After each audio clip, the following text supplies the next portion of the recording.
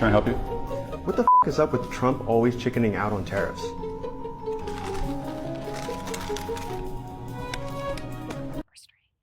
The Democrats just can't quit the cringe. Your favorite Congressman Eric Swalwell posting a video of himself eating a taco to try to troll President Trump. Because that's the new strategy now. Be tougher, meaner, and somehow dumber. Enter Kamala's truck-fixing failed Veep. Tim Walz thinks that bullying Trump will solve all of their problems. Maybe it's time for us to be a little meaner. Maybe it's time for us to be a little more fierce. Because we have to ferociously push back on this. And again, I'll speak to my teacher colleagues in here. The thing that bothers a teacher more than anything is to watch a bully, to watch this bully and to stop it. And when it's a child, you talk to them and you tell them why bullying's wrong. But when it's adult like Donald Trump, you bully the out of him back. You push back. You make sure they know it's not there. But be very afraid if Tim Walz enters your gym. The Democrats, get this, are now being encouraged to court young men while they're exercising and lifting weights. Check out this headline from MSNBC, quote, "Do you even vote, bro?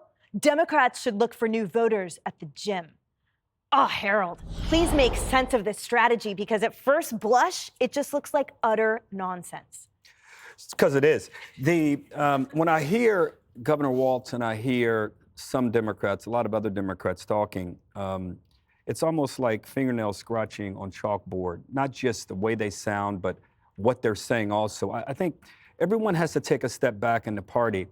I know I've shared before, we lost the race and there's frustration that mounts on top of frustration because we're watching President Trump and there's some things that we believe we would be doing differently and there are things that irritate us, if not altogether antagonize us. But that happens every presidential race when the party who doesn't win is watching from the outside. The question is, what do? We have to react less to Trump and begin more, instead, spell out what it is we would do differently to make life more affordable for people. Give you one tangible example. Artificial intelligence, we talked a little bit about in the last segment, the inevitability of that gripping every aspect of our economy. Not only could make it where people are losing jobs, but also could make the prices of things go up. Why aren't we thinking about ways to prepare the workforce and the economy for the inevitability of that? To ensure that we have whatever we may need, more kids studying liberal arts because they're going to be machines that can do some of the math and science, trying to promote hard work and determination, something you really can't teach, but we got to figure out ways how we make America better and better suited for what's coming. What we're doing is not working. It may make us feel good. Now, I got to tell you, the whole taco thing, I think, is kind of funny. And I think that Democrats who want to make a little hay of that should make a little hay of that. But understand, that can't be the focus and the fundamentals of any counter to President Trump. He's popular because he's doing things. And when people look at us, they don't take us credibly or seriously. We got to be taken credibly on cultural issues and then lay out an alternative agenda around making America more affordable again. That's where President Trump is falling, and that's where we should be lifting up. But all this silliness you guys are doing now, nobody's listening. But Jesse, this common sense is nowhere to be found because they're still throwing Tim Walz up the Clyburn Fett front and center, right? He's the main stage. He's the keynote speaker. So why is that? There's no common sense anywhere in their strategy. Well, they're fighting Trump instead of fighting for the American people. Trump is not the sun. Not everything revolves around him. If you focus on the American people instead of the president, the people will appreciate that. The thing the Democrats are saying about the gym, you can't campaign at the gym. Democrats have to go into the gym. They have to work out. Working out actually makes you more masculine. I work out. It increases your testosterone. Well, you need to lift harder and heavier. How much do you bench? It makes you more competitive. It makes you happier, healthier, all that stuff. Being around other guys is also good for you. A good sauna, Planet Fitness. And women are more attracted to guys that lift. And that's just scientifically proven. Now, I was at a resort a little while back, and I saw Senator Thune at the gym. The man is jacked, and the guy is in great shape, and he lifts hard. And you look at Schumer, he's built like a woman. Now, men do not want to be led by the party of women. Men want to be led by other men. So Democrats need to become men, and then they could persuade men. But they have to lift first. I'm serious. There's a quote by Maya Angelou, Dana. Oh, thank you. Could you ask permission from Dana before you keep going? People will forget what you said. People will forget what you did, but people will never forget how you made them feel. People don't like the way they feel around Democrats. Because Democrats don't like the way they feel. And if they lifted, they feel better, and then everybody around them would feel better. You had me at Maya, but... What about the bullying thing? Like we just talked about how, where rhetoric gets you. So Tim Walz is saying it's better to be meaner, not smarter. So be aware of that. And also, it's tough times for the party of Thomas Jefferson.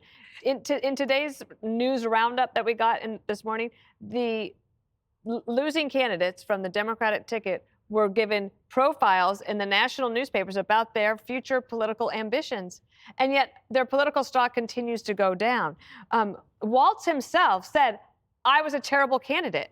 To me, I'm like, you just took yourself out of the race. But if you take out Kamala Harris and Tim Walz, then you go to Bernie Sanders and AOC, and then you get back to the whole thing of being meaner and growing a beard does not mean that you actually have any good policy.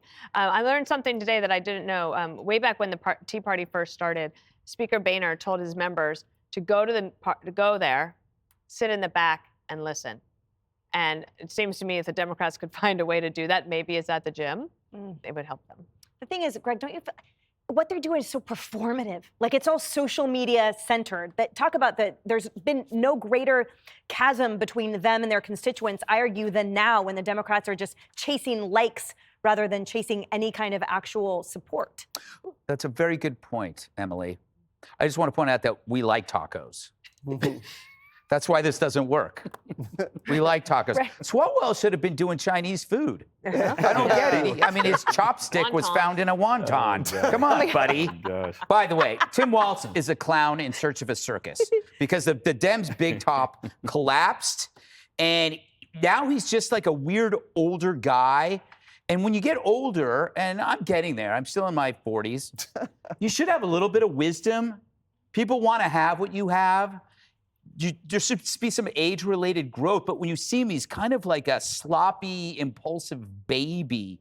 And then you think about, like, how did we get here? Like, Obama picked Biden, Biden picked Kamala, Kamala picked Walz. Walz, he's got nowhere to go, so he's wandering around. He's almost like Bill Nye, the science guy. You're not quite sure what he's doing. Why is he credentialed? You know, it doesn't make any sense to me. And then he's like, have you ever heard anybody say, Dana, I really think you need to do some more bullying?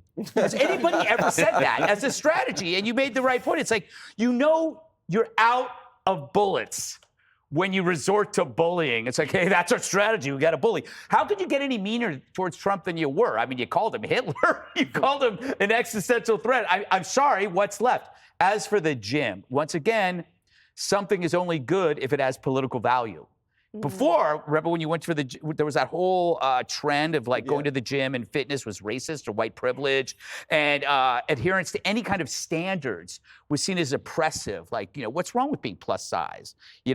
Now, hey, if you go to the gym and it can help you politically, suddenly fitness is acceptable to these wonky dopes. But they're not aware. You insert politics at the gym, they're going to drop a weight on your ass because nobody talks politics in the gym. We talk about my bench. Why is my body weight? That's true. I'm not a guy, but if you approach me in the gym, I will pepper spray you. Whether or not talk about politics. All right, guys, coming up, Elon Musk has left D.C., but that's not stopping the left from giving unhinged takes. Guys, they're now accusing him of mass murder. That's next. Click here to subscribe to the Fox News YouTube page to catch our hottest interviews and most compelling analysis. You won't get it anywhere else.